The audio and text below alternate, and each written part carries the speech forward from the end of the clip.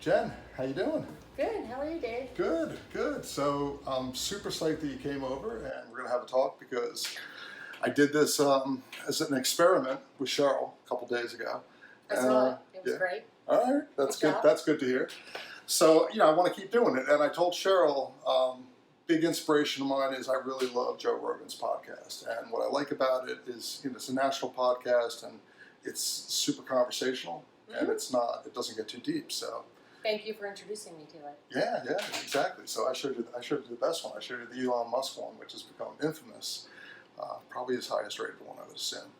But so let's just get into kind of what I did with Cheryl is just talking about your background in Hoboken in general. Like, how long have you lived here? Because I think you and I have lived here about the same amount of time, right? I think about 22 years. Okay. Yeah. So I moved in right after Princess Diana died. It was like 2 days after she died.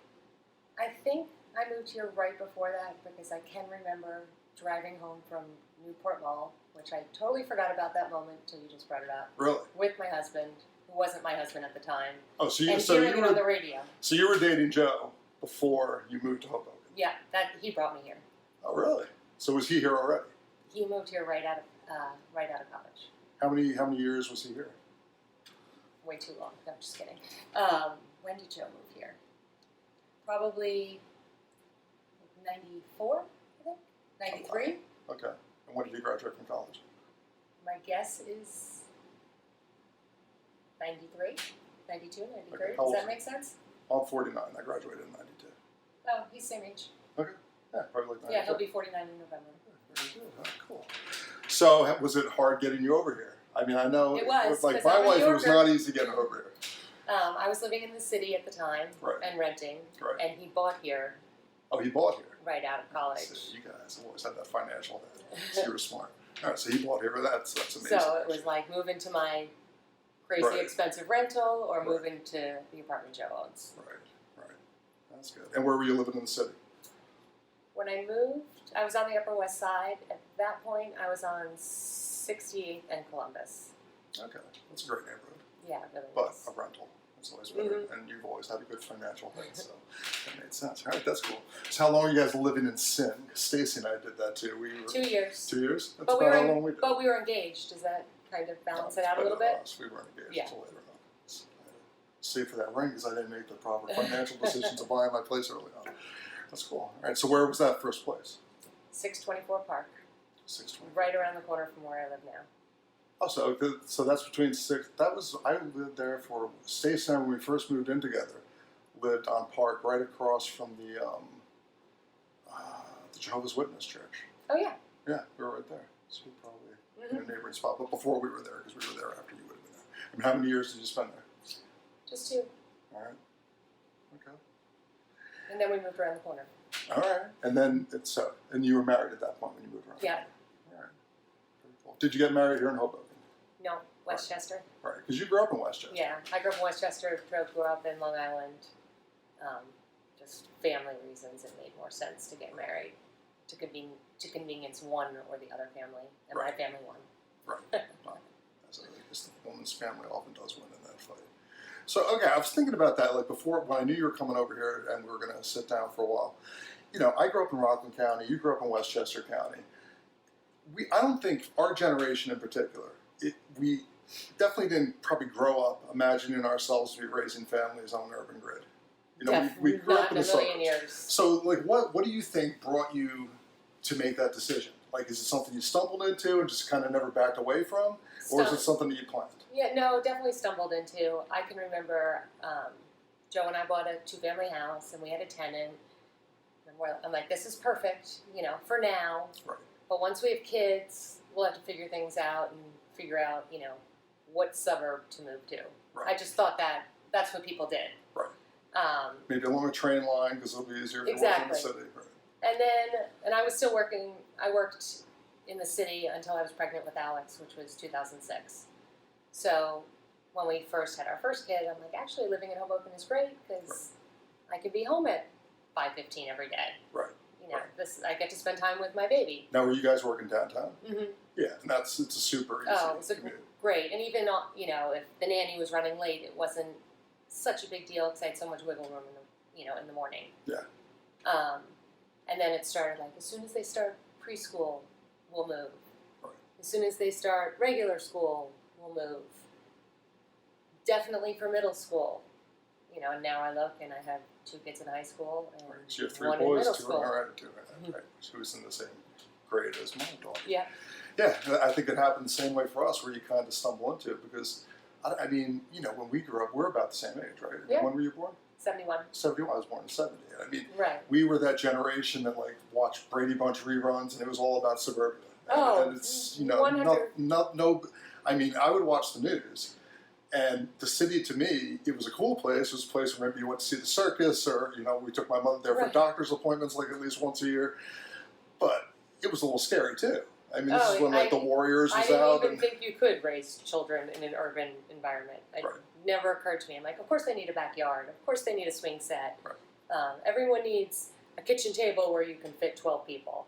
Right. That's just what I thought. And I can tell you that as soon as I saw how easy it was, I was like, we're never leaving. And Joe was like, I thought we were moving to the burbs. And I went and I did try to look. Right. I went to Westfield and Ridgewood. And again, I'm not a Jersey girl. Right, but that's And the typical yeah, train towns. That's that what people from Hoboken all move friends to. I knew were Sure. doing. And then I was like, you know what? Let me just go to a soccer field and see what these folks are about. And I'm like, this is just not for me. Right. Like lugging kids around everywhere in cars and Buying the a minivan. the pickup lines at school. There's like cars lined up to drop your kids off. And Right. it was not the lifestyle I was looking for. And that was when you had your first already. That was actually after I had Alex. So Okay. probably like 2007. All right. Right. Makes sense. I think everybody goes through that. Everybody who stays here. I mean, Yeah. I remember way back when Sienna, my oldest, was old enough. She wasn't in the carriage anymore. She was starting to walk around, and we met your very good friend Sal and his wife. Right. And we met them in the park, and that was probably one of the first couples we met that was our age, and clearly they were kind of making that trepid decision to Right. kind of live here, and it was just we felt like we were frontiersmen in a lot of ways. Mm-hmm.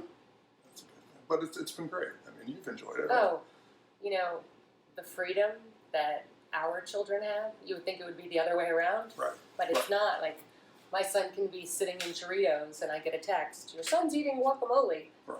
Where? Where is he? Wherever they are. Why is your son wearing a suit today?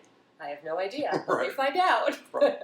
Right, and that's that old thing that if you get to know anybody who's born and raised around here, it's that communal, you Right. couldn't mess up, or so-and-so down the street would tell your parents, and then Exactly. you'd get in trouble. And I mean, and I grew up in a pretty spread out subdivision. In our entire subdivision, there was about 32 houses. Mm-hmm. So, and half those people weren't, around. They weren't on Oh, the yeah. front stoop, and you could get away with murder. And You really could. Yeah. I'm often amazed. I have 4 brothers. Right. I'm amazed that they made it to adulthood. Yeah. I mean, Because the trouble you can get I mean, yourself where I grew up, into. there was definitely a lot of quarter kegs in the woods and things like that. That were going, I can't do that here. Where do you No. do that in the middle of Church Square Park? No, it's- you're totally getting busted. right. It's not going to happen. So And and Mario's Pizza, which is on my block. Right. Like, when the kids were really little, I'd be like, you can go to Mario's by yourself. And I would call Right. 3 minutes later and be like, did they make it there yet? Yeah. Are they paying you? Right. Can you keep an eye on them? Call me when they're leaving. Yeah, why not? It's not like But it's they didn't have to unsafe. cross the street, so it was great. Right. Yeah, I mean, it's a totally different experience. Even going to a store and ordering food, ordering a Starbucks. I mean, my oldest is obsessed with Starbucks. Like the fact that she can order a drink on her own. I don't think at 12 years of age I had that sophistication. Oh, I definitely did not. I mean, I remember being in the later parts of elementary school and going down the beach and just being thrilled that I could get a soda on my own. Right. And there was the pharmacy that was within walking distance had the bottles, and I was just thrilled to get a bottle of Coke, and it was just it was so much independence. And then I see it with her friends too. So. Oh, 100%. I sent my youngest, it was 2 weeks ago, to the supermarket because, granted, he's 12, so he can Right. pretty much go wherever he wants in Hoboken now. Right. But I was like, I need cumin. Go to Acme. He's like, cumin, what's that? I'm like, it's in the spice aisle. They're alphabetical, so you'll be able to find it. But think about the sophistication that it gives. Now your son, who's 12 like my daughter, knows what cumin is. Mm-hmm. You know, and I mean, I didn't know what that was. No. At that age, you know, so I just found out last year. Right. No, I mean, just my kidding. mom was probably barely. My mom was probably barely letting me use the toaster at that age. Mm-hmm. You know, so it's a good thing. How do you find? I mean, do your sons? Any of your sons have friends that don't live around here, that are growing up the way we grew up? No. No. See, my daughter does through camp, Yeah. and I notice a sophistication difference. Well, my nephews come to Hoboken. Right. It's really funny that they won't cross the street until like, we get to the corner. Right. Where my kids, you know, they're just completely free. Right. But I'm like, well, you're 14 years old. You can cross the street. Right. They're like, oh, I thought we had to wait for you. It's just such a different animal. Yeah, it totally is, and I definitely think it's a good thing overall. I mean, and then there's other good things. I mean, you know that my oldest is very into like performing arts and stuff like Yeah. that. I mean, the classes she can take right outside of New York City, where I think outside of Manhattan it's probably a little more creative than in Manhattan because you know if you're creative in Manhattan, you're probably like a star. Right. You know, if you're a starving artist, and you're probably living in a place like Hudson County or out in Queens or Brooklyn. So I mean, it's been great for her in that respect. And then, you know, another thing for me is that, you know, all your kids are of that age where I grew up, I would have been in my room, door would have been closed, my mother would have been screaming to me to come down to dinner, or come down to set the table. And I'm screaming at them to come home to have dinner. Right. Well, or they're here. Mm-hmm. Like, I mean, the other advantage is they can't get that far away. Mm-hmm. I mean, Sienna will still lock the bathroom door, try to get away from me, but you know, she's right there. Like they can't go to another floor of the house or down in the basement and disappear. So it's pretty cool. All right. So let's get on to other things. You know, we talked about we've both lived here for over 20 years, which I guess we're finally not newbies when you've lived here for that long, right? I mean, it was maybe. Yeah, I guess if you talk to somebody who's lived here for 40 years or their whole life, they're going to say you're still a newbie. But you know, when I got off the council, I think one of the things I was most satisfied about was there were certain things I could point to. And I'm like, you know, I'm super psyched to be able to tell my daughters that I was part of that when I'm getting old, and they're like in their 20s. So, you know, you're running for re-election again. But let's say you don't get elected, and your days on the council are done. You've done what, 2 terms now, right? What would be that thing or those things that you would point to and you're like, I'm so proud of that. Like, I want my kids to think about that when they're grown, when they maybe have their own place or living here or somewhere else. So if it has to be a thing, like an actual thing, I know it would be BASF Park. Right. When I ran the first time, I know it's not in the 6th Ward, but I looked at that tract of land and was like, when is this ever, it's not even when, it will never happen again. This is the only opportunity. I know at the time the main focus, which still is a main focus, was the Southwest. Right. But just looking at that and seeing the potential of what it could be for Hoboken in the future, and it's going to be. So that probably is the thing. Right. But someone said to me the other night, which at my kickoff, I've lived in the 6th Ward 41 years, and I've never had a representative that was always there like you are. And I was like, I think to me, that's truly what I'm proudest about. Yeah. And for my kids too, like they really get to see what is community? How do you build community? How do you treat your community? And that's probably the most important thing to me. So that's definitely my proudest accomplishment. Yeah, and you should be proud of that because that's something that, you know, I mean, you're in a unique position because you work locally and you don't work like a full 40-something hours a week. No, depends on the week, but you've exploited that for the good 100%. Of your job. Yeah, like, like when my neighbor calls me, I had an elderly neighbor 2 years ago who fell, and I saw him sitting on Washington Street, and I'm like, you need to go to a doctor. And he's like, I don't need a doctor. And I'm like, well, I'm walking you home, and please call me if you need anything, and maybe I can bring a doctor to you. Right. And he calls me a few hours later, and I call my friend who's a pediatric doctor, and I'm like, pediatric, senior, very similar, with medical needs. And she went over and she bandaged him up, and like, where else can that happen? Right. No, and that's a huge strength. And you know, I think a lot of people have had the opportunity to be like that, but you've done an excellent job of actually doing it. Yeah, and it's a huge thing. I mean, I always was, I think, a bit jealous of your ability to do that.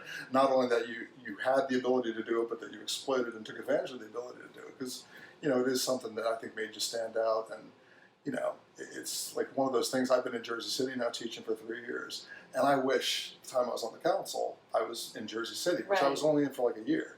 Because you could be better, just even working full time, but working locally and teaching you just have a lot more opportunity. And it's great, and you definitely exploited that and took advantage of that for the good, for the better of your community. So it's a good thing. And then the park. I mean, that's. I remember that fight, and you know, it wasn't a fight. I think everybody was for it, but it risked being lost in the sauce. Mm-hmm. And I know you were always a champion of making sure that didn't happen. And it was funny because I know you probably had your trepidations with eminent domain that we had to use in the Southwest, but you were very good and you were a team player. And that I know you and I had conversations about your concerns with eminent domain, and you were really great about saying like, listen, as long as you assure me that we're going to get this Henkel settlement with the Henkel. Best name is most known, but Henkel BASF, whatever you want to call it. Make sure we don't lose sight of that. Like you knew that you would come around in the Southwest because that was really your concern. It's gonna happen. So you know that was a big one, and you know both of them got it done. So. I know, it's pretty amazing. Yeah, it is amazing because it's really, you know, you think about the Stevens family, and they laid out this town and they laid out the parks, but all on the eastern side. Mm-hmm. And I always felt that it was a really important thing for the whole team that was like running the city to get done was to do the same thing for the western side. Right. You know, it's been getting done, so that's good. How do you feel about, you know, going into an election season? I mean, how do you think it's going to be? Because it's funny because I was pretty burnt out after the mayoral I could imagine. election. Yeah, I could imagine. Like maybe 2 months when I first picked up the petitions. Actually, I picked up my petitions and I'm like, oh God, here we go again. Right. Another one of these election cycles. They're so brutal. My election before that was a really brutal election too. Right. It was. Yeah, it was. It absolutely was. Horrible flyers about me, crazy anonymous stuff. letters. I even got one of those. Yeah. And I wondered if people, you know, I wonder if that's a tell as to who sent them. That I was sent one, not living in your ward. Right. It's like. But I had my petitions in my bag, walking home from City Hall, and a neighbor stopped me. He's like, I don't know if this is a personal question, if I'm allowed to ask this, you can say no, but are you running again? I was like, so funny you ask. I just picked up my petitions. Do you want to be the first one to sign it? And he was like, I would be honored to. And he signed it, and I'm like, you know, I really love like sitting at other people's kitchen tables. Right. I love it. Right. I love talking to people, right. Hearing their issues, hearing their stories. Like, you know, you go to some elderly people in Hoboken's house who have lived in their apartment for... And especially in the ward where you represent. Like 50 plus years, and I had this one woman, she's pulling out, she didn't speak English, and I don't speak Italian, and we're there for like an hour and a half together, completely communicating. She's showing me pictures of her daughter having her first communion, standing on the rocks in Stevens Park, across from St. Peter and Paul. Did you get the sense that she knew who you were and appreciated that you were one of the Well, she called her sister, her daughter. Okay. Who turns out we have a mutual friend. And the mutual friend called me and was like, my friend just called me and said, you spent an hour and a half with my mother and neither of you had any idea what the other one was saying, but apparently had this amazing communication going on. Right. Like finding out history about Hoboken, things you never know. Right. Yeah, I mean, when I first moved in, bumped into a guy who was related to a prior mayor. I don't remember for the life of me which one, but he told my mother and I a story, and it was like I think the first full weekend I was in, and my mother came down to visit, make sure her son wasn't messing up, and he's telling us this story about that. He claims, I don't know if this is true, but he claims that Frank Sinatra used to lie to people and tell them that he was from Hackensack and not from Hoboken. Because in his day, Hackensack was the fancier place. Yeah. Well, maybe I told you, or maybe you. Yeah. Maybe it's a good the story. Same guy. Yeah. Maybe that could be. I think he might live in your ward. But it's just cool the history you can get. Yeah. That sort of like it's almost like the old where people wouldn't write things down; they would just tell the oral histories. That's like alive and well in a place like Hoboken. Yeah, definitely. Yeah, it's very cool. It's very cool. How do you think this next election season is going to be? Because it has you in particular. Have faced some stuff that I've been offended by. I mean, Thank you. Well, but because it's, you know, I mean, when you and I were on the council together, we would have our moments where we would, I think because we're both pretty passionate people. Mm-hmm. We would have our moments where if there was a difference of opinion, even if we respected where the opinion came from, we would kind of dig in and fight for our point of view. But I always really liked you as a person, and Right. and we would bump into each other at Elysian and see each other and get along great. And you would always be great about sending a picture of my kids when you were there at something during the day where I was at work. And so when you in particular have been through election cycles where I think people have forgotten that we're neighbors, they've done some pretty nasty, I'm going to say, pretty nasty things. So are you worried that it's going to get like that again? I do really think they love the divide and conquer. I just think that's their philosophy on how do you win an election. Right. You divide people, get them to hate each other. Right. And with all this divisiveness, somehow the divisiveness engages people. Right. As opposed to like, let's bring a whole bunch of people together and engage them. Right. We'll all we need is 51% or 50% plus one. Right. To feel that angry about someone and that strongly against someone. That's all we need. So what can we do to make them hate that person that much? Right. What lies can we take? Doesn't matter. We'll say whatever we have to say. Right. And it's so not me. I've actually been criticized for not doing it. Right. But I got to wake up every morning and look at myself in the mirror. So when they went low, you went high. Yeah, and I'm sticking with that. Right. It may not be the key to victory, but victory isn't worth it to me if that's the route you have to take. Yeah, sure. And it makes you sleep better then. Yeah. Maybe you feel better about yourself. And you know, and anybody who does that sort of thing, what I think is really sad about it is it's almost like you're taking the worst of what we see nationally, and you're reflecting it locally, which is so bizarre because we shouldn't be doing it nationally. We know it's horrible there. We know it's horrible. Why bring it here? But at least when they're doing it there, at least it's somebody from California doing it to somebody from Texas. Right. When we do it here, it's someone you have to look at in the street the next day, or sit next to in a restaurant, or the example have a I always meeting give. with. Well, the example I always would give to people who I'm trying to make them understand how bizarre it is. I'm like, somebody's yelling at me at a council meeting, and the next day I have seen that same person in the line with me at the grocery store. Right. And it's like there's two people ahead of me. I mean, that's not going on when the California senator is yelling at the Texas senator. And it's like it makes it so much more bizarre that we would ever reflect that, emulate that on a local level. And, you know, we're all neighbors. Right. And then when you look at the people who are raising families here, I mean, we're living such a transient. Still, it's not as young as it used to be, but it's still a pretty young tack in town. So I feel like we're a subset within this bigger set. Oh, yeah. And we're very much a small town when it comes to that subset. Like, you bump into the same people, you see the same people going around who are raising families, and it is a small subset. And I'm sure it's the same way for the people who were born and raised here who are getting a little older.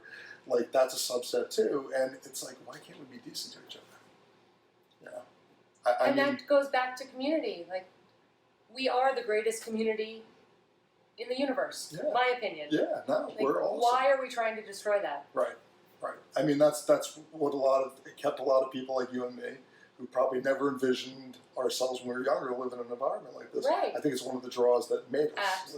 Absolutely. Yeah. It's funny, I've talked to, I don't think you'll mind me saying his name on this, but I've talked to Mike Russo about that. And he's like, you know, we would really go at it with each other. And then But the next day you're hugging each other in the supermarket. He's We're like, having a a week beer. after the election, we'd be having a beer, hanging out. And I just feel like that is lost. And I hope we can get it back because, you know, you have to be able to get into a fight or get into a debate without it destroying relationships and destroying, you know, that neighbor camaraderie that should exist. But there is a big difference between like you and I having differences of opinions, or me just attacking you. Yes, absolutely. With no foundation on what my attacks are. Right. You know. Right. It is. It's a difference, and I don't know. I mean, it's still going on the national level, and I think that's really sad. I would hope we could lead by example. I mean, I don't know. So, I mean, how did it make you feel when, like, I'm going to point to the mayoral in particular, because I think that took on issues where people would, you know, try to point to your, you know, at the time you were a registered Republican, and they would try to tack on to this Trump stuff, which is so bizarre. Because the man spent most of his life as a registered Democrat, and he's obviously a buffoon. that there are so many Republicans that can't stand him. Well, are holding their nose and just saying, he's appointing the Supreme Court justice we want to be appointed, or he's doing this, but we think he's an idiot. Right. But we're putting up with it because policy-wise, he's not going to get away in some of the policy achievements we want to have. So to talk about the things he said, or the PR missteps that he's constantly making, and try to attack them to somebody just because they're one of I looked up the other day the percentage of registered Democrats is a little higher than Republicans, but it's still pretty evenly split. And it's to try to tack onto somebody in this nation of millions of people all of his ills just because that's their registration is absurd. So, how did that make you feel? I was actually amazed, people that I knew who bought into it. People Really? I've known since our kids went to preschool together. I was getting emails from people like, Jen, I need to know, what is your stance on the environment? And I'm like, where is this coming from? Right. This is out of left field. How many, and I would this person and I went back and forth. I'm like, you keep asking me about composting, but you won't do it because it's $25 a month. Which you do it, right? I do it. You've been doing it for I was years. the first one to do it. Yeah. I was the first one to sign up, and I actually signed up because I felt like I couldn't say, Dave, you should really compost when I wasn't doing it myself. Right. There were people on the council at the time that I had suggested they do it, and they're like, I'm not spending $25. Yet they're the environmentalists. Right. I've always been for green infrastructure, always completely supportive of it. Right. But somehow that just, someone put out a mailer, you're not an environmentalist, you don't care about the environment, right. So she must not.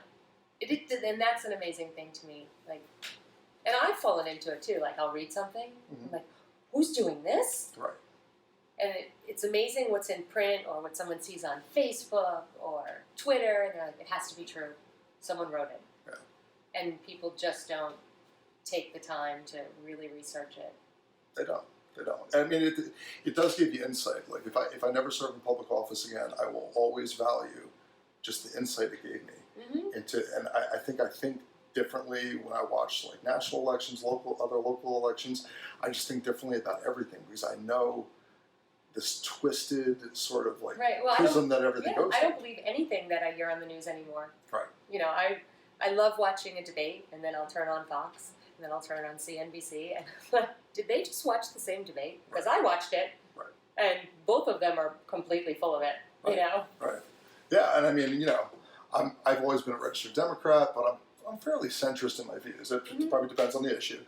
But I actually will find myself often going over to a Fox News and listening to them because I feel like I only get an issue when I hear these two sides because it's becoming more and more polarized. And you're getting more and more of these extreme sides. It's like the days of, Dan Rather and Tom Brokaw being pretty even-handed seem to be gone. And, they're completely gone. Well, that's kind of sad. And it's the other thing that's gone is, this whole where people don't think that local issues are necessarily a direct reflection of national issues. And that's another thing that really bugged me. When you were running for mayor, people were talking about national issues that the city council, that the administration, that the city of Hoboken had zero jurisdiction over. Right. And they were making it out like that's the important issues in this campaign. I'm like, no, the important issues in this campaign are sewage infrastructure, our freshwater infrastructure, development. Whether we need or are going to get any more parks in the western part of town, the type of development we have, are we going to attack more commercial? I know you and I both agreed that we should have a bigger slice of the pie should be commercial. What's going to go on with that? And yet that wasn't being discussed. And I think it's going on everywhere. I don't think that's just a whole. No, I agree with you. I think it's definitely national. It's not. It's probably across the world very similar to that right now. Yeah. I think what's going on in our national politics is definitely spread overseas. Yeah, well, that's true. And you see that with the Brexit stuff and all that. But I wonder if they're experiencing the thing almost like the death of local news. Because, I do think it's almost like a death because there doesn't seem to be as many reporters. You in Westchester got the Journal News, right? You got a different version of it that we got. I mean, that sort of local coverage doesn't seem to be as robust as it used to be. Even the Hoboken Reporter, their actual size of their paper has shrunk. Right. It's getting smaller and smaller. Right, the dimensions of it are smaller. Yeah. And the thickness of it's definitely smaller. Yeah, it's a shame. And then you look at the Jersey Journal. I mean, I still get the Jersey Journal all the time because, even though it's available online, it's just not the same thing. And Dave Roberts actually gave me that advice years ago. He's like, get the hard copy Jersey Journal because you just get a different perspective, and they still have a bit of that local perspective. But I think as Jersey City is growing in just its wealth and size because they're developing so much, they're covering more and more exclusively Jersey City. It seems to me that way. So, like, what's the Hoboken source of information? Right, and there is none. No, there's none. And I mean, the blogosphere is pretty suspect. It can get really nasty. So, yeah, it's weird. It's intense. What do you think about national stuff? I mean, do you think I'm not going to ask you who you're going to support or vote for in the presidential, but, like, they all have to just stop fighting with themselves before that. I mean, it's funny insanity. It's like everyone's trying to kill each other. Yeah, it is true. And, even though I only watched one of the debates, but even that, I was like, I just have no idea how you come out of that with a candidate. Yeah, well, and it's like a year ago. I was telling my older brother we're down at the beach, and I'm like, I would love to see Biden and Kamala Harris run together. That might happen. Well, but then people were telling me she really went at Biden during that first debate. I'm like, God, they're going to mess up my dream ticket. And I feel like she was doing it in response to people saying that they should be a ticket. I'm like, well, that's not the way to go. Like, why would you destroy each other and go after each other like that? It's a weird thing. It's a weird thing. What's going on like in the city right now that you are, I don't know, most concerned about, most excited about? Like, what are the pressing issues? There's a potential Monarch deal. Which is good. Which would be great. Yeah. If it all pans out. So that's good. It is pretty quiet. Summer's quiet. Scooters definitely have died down in talk. And that's a tough one, right? The scooters. Yeah.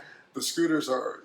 I've told anybody who asks me about my take on the scooters, I'm like, that's an issue that makes me thank the Lord that I am not on the council anymore. So funny. Because it's just there's people that are going to be passionately in love with it, and there's people that passionately hate them, and But I will say, you almost got to be Switzerland in a lot of ways on to be like, okay, we're going to keep regulating it, we're going to keep controlling it, but if you ever came out and said, I want to get rid of them, you're going to get demonized by one group, and if you ever say, I really love them, you're going to get demonized by another group. So, what's your take on it? It's something that it's such a turnoff to me, is the automatic petitions where, I'm getting these, they've stopped, but I was getting a mass amount of emails of why we need scooters in Hoboken and how great they are. Right. But they're all from, the same email address. Right. But they all have the person's name and address, at the bottom, and there's 3 different letters.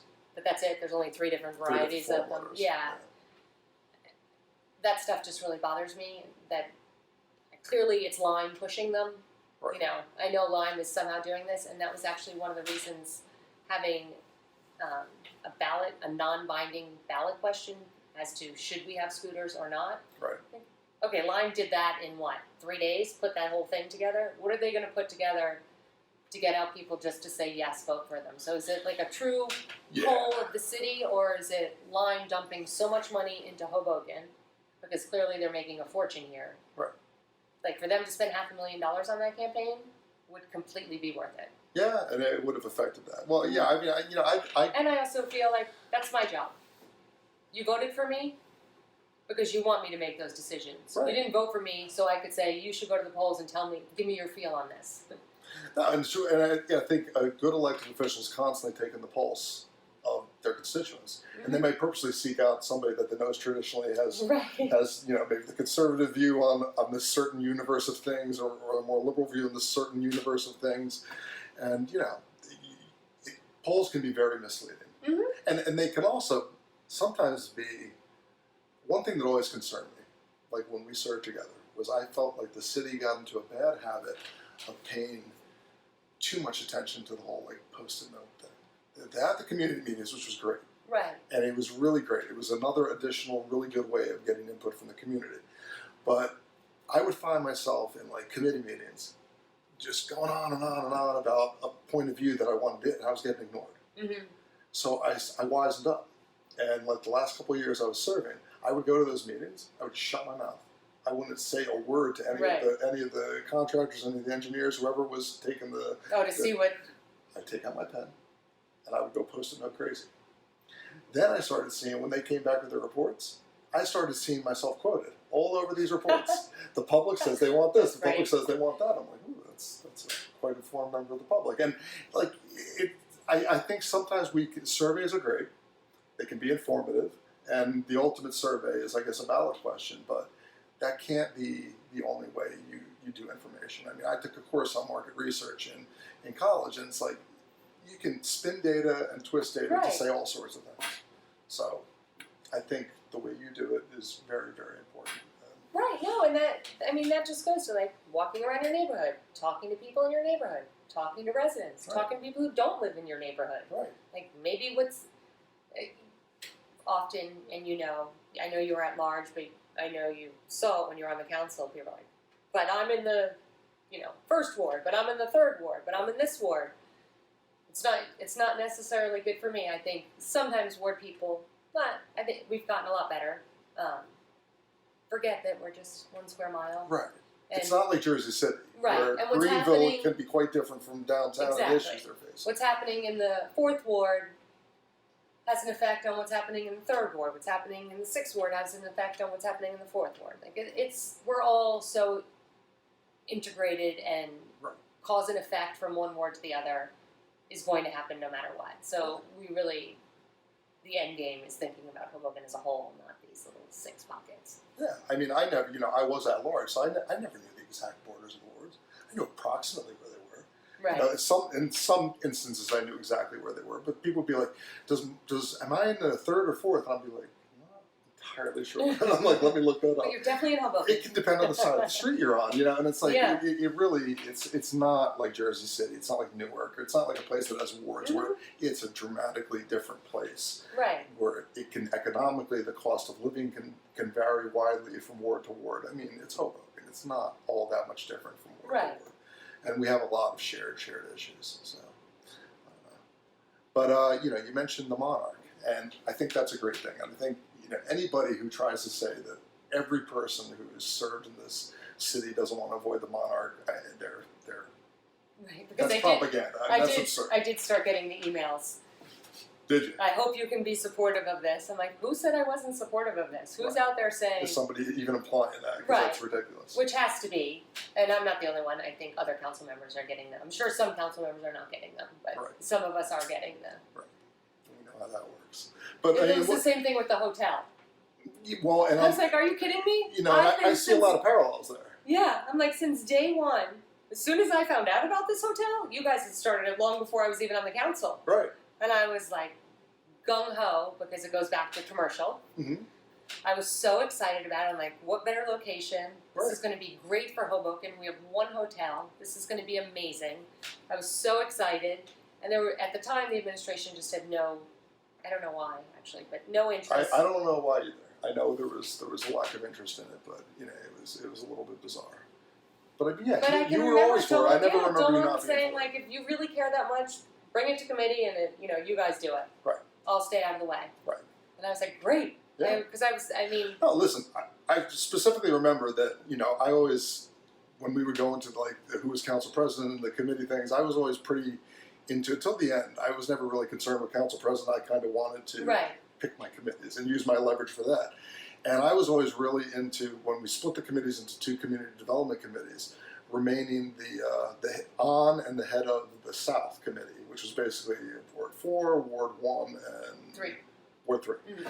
And I remember you specifically were so into that issue that you're like, I plucked the hotel out. Right, I'm totally going to put you on that committee, but I'm plucking this one issue out because I'm really into this. I think this would be a great project for the city. So I remember that, and you were never against it. You were never against it. I remember, I think it was DeFusco, he's like, how did the hotel end up on the north? Well, because, it's in the first, and he was probably like, come on. And I was like, because I really wanted to be part of it. Right. Yeah, me and Mike Russo were fine with it because Jackson Street and the Southwest were still in there, but we were like, sorry, Mike.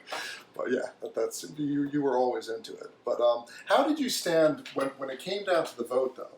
Were you were supportive? Yeah, because you were on the committee. Did you chair that committee, or were you just on? No, Peter was chair. Right, but so you were into it being a Hilton, but there were definitely people on the council that were talking about a like boutique hotel, and not having a Hilton. No, I would have liked. I mean, the whole theory of boutique hotel sounded great, but it wasn't happening. Right. And then I don't know if you remember, they were going to do like a Hilton. What's like the low end Hilton? Hampton Inn. Something like that. Yeah, that's the lowest end. Yeah, like one of those kind of. It wasn't. Yeah, that I remember. When I was the chair. I was definitely on the committee when it was one committee, and they first came to us. This was back in the days when Carol was still on the council with me, and they were talking about a Marriott property, and I think they said Courtyard Marriott. I was like, nothing against Courtyard Marriott. Right, I think it's a wonderful brand. I'm like, this is a prime piece of waterfront real estate. Yeah, and my thing was always, and I talked to Cheryl about this, that I wanted there to be a space big enough to have corporate meetings and have weddings. Because per capita, you and I were both engaged in this town. Right. Per capita, we probably have the most engaged couples in the state of New Jersey. And I'm like, the fact that they have to take... Actually, everyone I know was pretty much engaged in this town.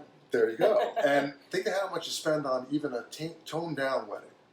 And the fact that everybody pretty much has to go out of town to have their wedding, because the W, that's not really a super wedding conducive space. No offense, everybody's had a wedding there. No, but the room for that is, there's no view of the city. I don't actually know why. Right, there's no view of the city, and it's smaller. I'm sure you can only get beyond a certain size in that room. Right. So I thought it should have that, and then I thought it should have corporate meeting space. And I was talking about, I won't go over it again, but my wife used to have meetings for a company she worked in. They were in Princeton in New York. They would have nearly week-long meetings, and they only chose Jersey City because the W couldn't do it. And then the same thing happened when the Super Bowl was here. Yeah, they went to Jersey the City. Broncos and the Seahawks both stayed in Jersey City because that's a lot of meetings there. So we need that. We need that sort of space. But then I was amazed, and this is what worries me about the Monarch, because it went beyond, and the people that were talking about boutiques, like a year or so later. Oh, we're like, as much density as needed. And blowing it up. And I was always for keeping it as small as it could be where to achieve those goals. So like, are you like, what's your take on that? I mean, why do you think that happened?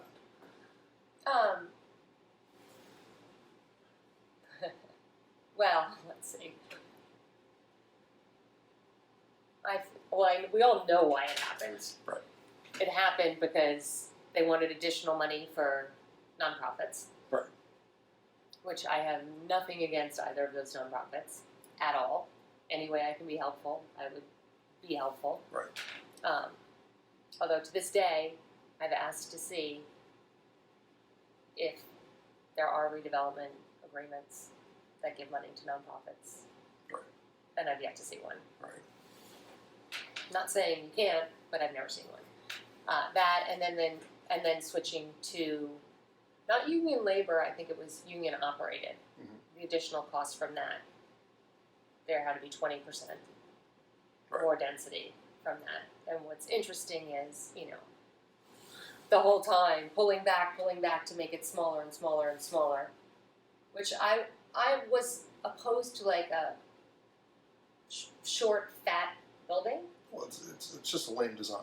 Yeah. When it comes right down to it, anytime you maximize your bulk, I guess is the proper term for it, you're going to get more into a cube, and it's just going to lose any when you're sort on of the High appeal. Line in New York City and you look across at Hoboken, you're like, granted, it's our only great commercial space, the SJP properties, but you look at them and you're like, why?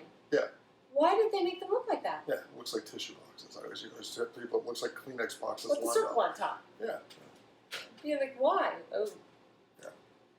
And the W, like it or don't like it, at least it's unique. Yeah. It's true art, and that some people hate good art, and other people think it's good. At least it gets into that debatable strata where you can debate it. Right. There is no debating the other ones because it's just like, it's not even like it's ugly. It's not ugly. It's just like, oh, it's there. Right. And some people don't think that way. I remember years ago I worked at Blue Cross Blue Shield, and there's that building that I think the Port Authority owns. It's a big glass building. It's on the Oh, other yeah. side, and it has these two cylinders kind of on the side, shaped like a triangle Yeah. from the top. And I remember sitting out there at lunch. We went out to catch a nice day. This guy I worked with, great guy, but I was amazed when he looked at that building. He goes, "Why do you think they didn't just make it a full-on box to maximize their space?" And I looked at him. I said, "The lover of architecture in me just cried a little bit when he said that, because sometimes it's nice to, if you have to add a little height to make it more interestingly shaped, more surface area for windows, it's just a nice thing to do. And Right. I feel like we got away from that. And that location, it works. Other locations in Hoboken, it wouldn't work. But that Absolutely. location was like, this is where we should be doing this. Right. Well, because there are parts of Hoboken where, sometimes I think people misperceive me and were concerned that I would be too into development. There are some people in this town that say not another nail in anything, and there should be nothing, which is fine. That's your perspective. That's a perfectly legitimate perspective. But I've always been very against tearing down of anything historic. I mean, I'm like, that's a tragedy. But the waterfront's not like that. The waterfront was docks, and the waterfront and that was a parking lot. Yeah, that was a parking lot where we probably both parked our cars. Although I guess you came over from the city. I used to park my car there. On Puree? Yeah. I do remember. It was like $5. It was a deal. There was a snowstorm. I'm pretty sure it was Mayor Russo. There was a snowstorm. Like, everyone was instructed that they had to move their cars to Puree. Right. But there was no way to get them back out after the storm. You were like, just had to wait for, if you were one of the first in, you had to wait for everyone else to leave to get your car. Right. But it just was, and somehow everyone just dealt with it. Yeah. I don't even remember, like, complaining about it. Could you imagine if they did that today? That is a way that Hoboken has changed. Like, people are like, "Oh, it changed so much." I'm like, in some ways it's the same, but I'm not saying that's acceptable. the days I drove my little Civic up to Puree, handed some guy who I have no idea who his affiliation was with, handed him a Lincoln, handed him a $5 bill, and I was good for the night, And yeah, it was funny. It was definitely funny. But like, do you have concerns that it's almost like there was a bait and switch when it came to the Hilton, and that's my biggest concern about the Monarch. Because everybody wants to see the Monarch not be developed on the waterfront. Everybody wants to see we have an incredibly pristine waterfront compared to everybody between Fort Lee and Bay Ellen. We have the best one by far. Hands down. And nobody wants to see that muffed up with the Monarch construction. But, one of the last things I did on the council was when they talked about moving that density over to the third ward, where, my committee had held those people's hands and been like, please bear with us. We're going to try to make this project the best we can. And some people still have complaints about it, which are legitimate, and I totally get them. But at least we worked with the public on that. And I'm like, I'm going to be darned if I'm going to throw a bigger building on top of them without at least this big bundle of givebacks. Right. Because that would have been horrible. It's like, oh, we took you through a 2.5-year process, and at least we gave you givebacks. We know there's a lot of you that still don't like that building. Now we're going to shove a bigger one, like 1 block north. So I was against it. And a lot of us ended up being against that. And my concern is that this site is better. I think the site has a lot more potential to not have those snafus that the third ward I don't think could have avoided. But I get worried that we're going to get so caught up in saving ourselves from the Monarch that a bad deal might end up happening. And that's why you need people to be asking questions. And there's this whole strange thing, like, if you ask a question, you're not with someone. No, I'm asking a question because I want to make sure Hoboken gets the best possible deal. Right. You want council members to be asking questions of the administration to make sure they're negotiating the best possible deal. Right. I had several residents from the T building reach out to me, I think it was last Friday, saying, oh, I hear deals been reached on the Monarch. What is your opinion? And I'm like, don't know about the deal. So I emailed the mayor and I said, I think we should have a committee meeting on this. Toronto. Because we saw what happened last time. We don't need that to happen again. And were you referring to Hilton the last time? No, I was referring to when they were going to move the density to the third ward. Right.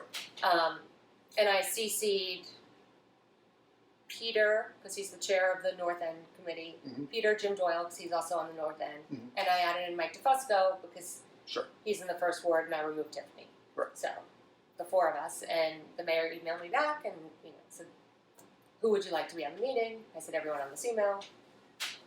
Okay, I think that's a great idea. We'll arrange for a conference call Monday. And we talked through it on Monday. Everyone asked lots of questions. We all were like, this seems like a great first step.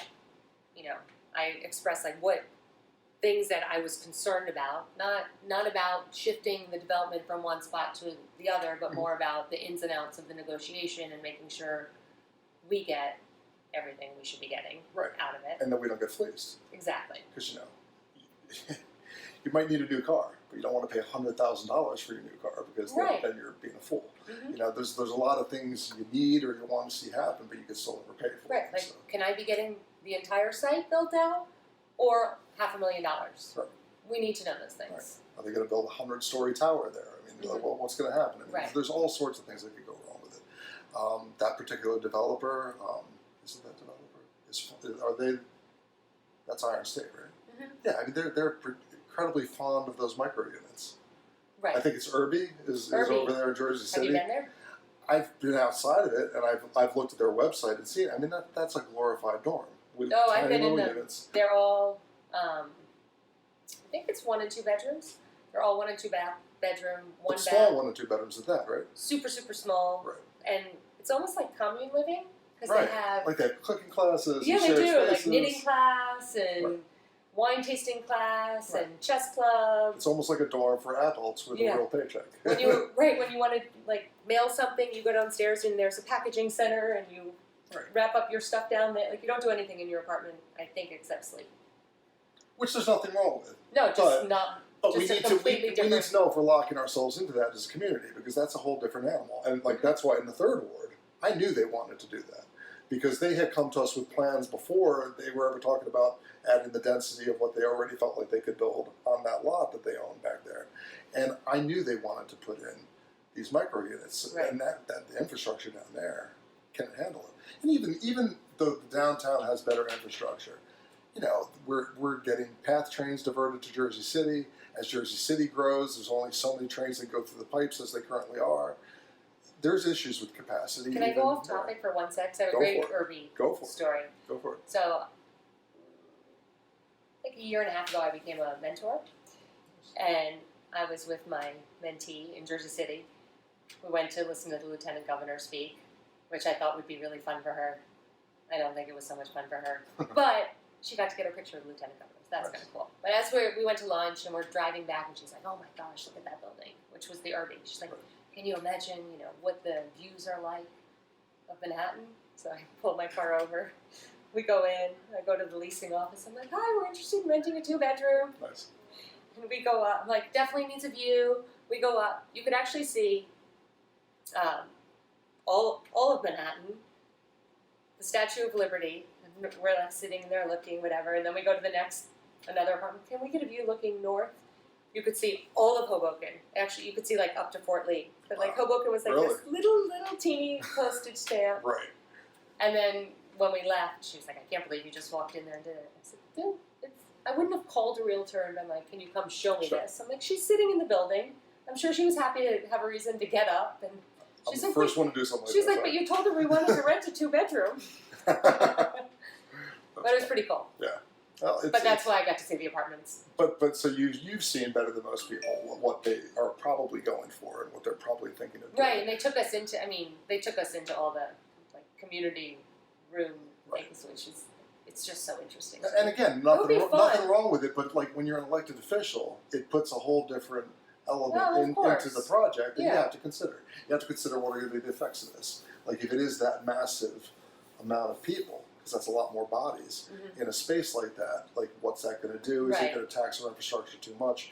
And it could be a subtle thing like that. Like, say, hey, guys, you're still going to make your money, but we can't have these micro units because it's just going to put too many feet on the street and in the PATH train and waiting for the buses. And sorry, like you'll get your development, but it's not going to be that tight.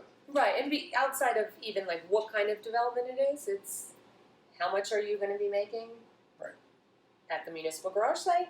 How much would you have made at the Monarch site? Are you making tenfold here? Right. There's all sorts of factors. And so what are we getting in return? And you know they're experts at figuring that out. They already know. So we have to be We have to be experts at figuring that out, which is difficult. And that's what you guys have to do. And there's nothing wrong with the legislative branch questioning the No, you administration absolutely on that. want. That's what you want. That's what democracies are. I mean, I'm a history Could you teacher. imagine if no one questioned Trump? Or if You nobody, see what we have now. Yeah. Imagine if no one actually if questioned nobody him. questioned him, right? It would be ridiculous. And that is what separated monarchies from democracies. Mhm. You know, you had the Enlightenment. You had people thinking like, well, does God ordain them to rule, Right. or is there a social contract? And is that how this thing works? And you know, the only way you check whether that social contract is being adhered to and not violated is by questioning. And the legislative branch is the one that questions. It's why when our founding fathers wrote the Constitution, Article 1 describes the powers of the legislative branch. Right. Article 2 describes the executive branch because they felt it was the superior branch of government. It was the one that was most entrusted with making sure that the people that were represented were being represented properly. Right. So, yeah, it's a big thing. Well, I hope you work it out, and I hope it works out the right way because it's a huge project. It's a wonderful thing if we can avoid that Monarch Oh, being built. I think we absolutely can, but I do have concerns. Not that's going to happen because I absolutely believe it will happen. I don't think anybody will try to stop it from happening, but I do get concerned that you guys will be almost demonized if you ask too many questions. Right. And that's a shame because this is a deal that questions should in no way derail it. Exactly. But questions will definitely make it better. Mm-hmm. So, Good point. yeah. So, all right. Well, I think we've probably talked enough for today because I want to save some stuff because I want to get you back and I want to have another conversation. Perfect. I hope you've enjoyed this. I hope It was a lot of fun, actually. Good. Very cool. All right. Well, thank you guys for checking in on my second attempt at this. If this keeps going, this experiment might just work. So, thanks a lot. Take care. Bye-bye. Thanks, Dan.